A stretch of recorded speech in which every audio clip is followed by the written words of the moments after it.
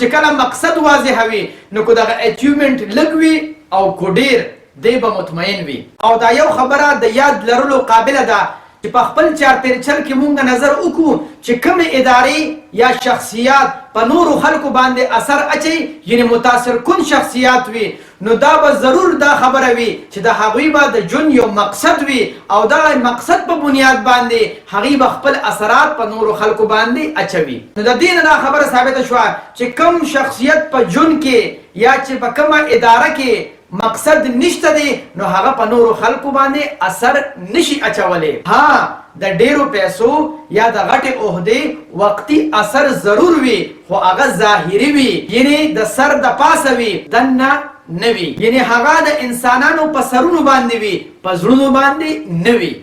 نو ځکه خو زما استاد عباسین یوسفزی صاحب وایي ستا لیونې تشو سرونو باندې راج نه غواړي زما د زړونو بادشاهي خوښه د تاج نه غواړي.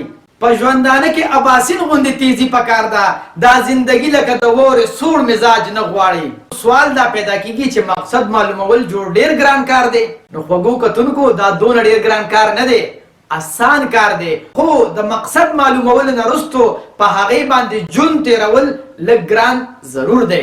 خو چا چې خپل مقصد معلوم کړی دی او په هغې باندې ژوند تېروي نو مشکلات ضرور وي خو اطمینان ورسره هم سم وي. او کم خلک چې په خپله هم ژوند کې یو مقصد لري نو هغې کې بیا الله رب العزت دا صلاحیت واچوي چې هغوی نور خلک د خپل مقصد نه هم انسپایر کولی شي او دا هلک کو په اداره کې وي یا په کمپنۍ کې وي بیا دغه اداره او کمپنۍ په نورو خلکو باندې اثر اچوي او د هغوی په ژوند کې بدلون راولي.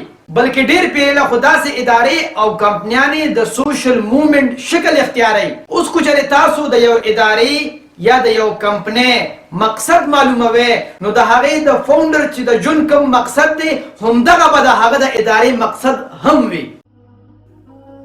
د خدای دپاره پښتنو سانونه وپېژنئ ستاسو دپاره خو به ځان له پیغمبر نه راځي